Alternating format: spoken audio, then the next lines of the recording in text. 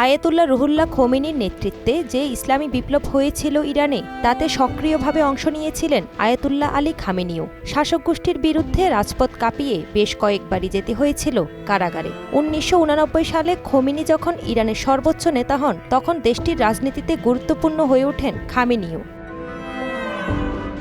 Khamenei উপপ্রধানমন্ত্রী থাকাকালীন বিপ্লবী guard বাহিনী আইআরজিসি আরও শক্তিশালী হয়ে ওঠে। এরপর 1981 থেকে 1989 সাল পর্যন্ত সামলেছেন প্রেসিডেন্টের দায়িত্ব।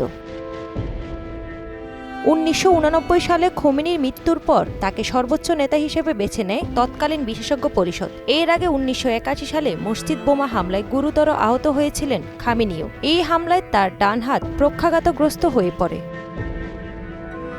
প্রায় 87 বছর বয়সী খামেনি গত 36 বছর ধরেই ইরানের সবচেয়ে প্রভাবশালী ব্যক্তি হিসেবে নিজের আধিপত্য ধরে রেখেছিলেন। দীর্ঘ শাসনামলে দেখেছেন অনেক চড়াই উতরাই। এই সময়ে কয়েকবারই সরকার বিরোধী বিক্ষোভে উত্তাল হয়েছে ইরান। তাকে উৎখাতের কম চেষ্টা করেনি ইসরায়েল যুক্তরাষ্ট্র। গত জুনে তেল আবিবের সাথে সংঘাতেও জড়ায় দেশটি। প্রভাবশালী দুই দেশের চক্ষুশূল হয়েও বছরের পর বছর ধরে ইরানের সর্বোচ্চ নীতি নির্ধারক হিসেবে নিজের পদ অক্ষুণ্ণ রেখেছিলেন খামেনি।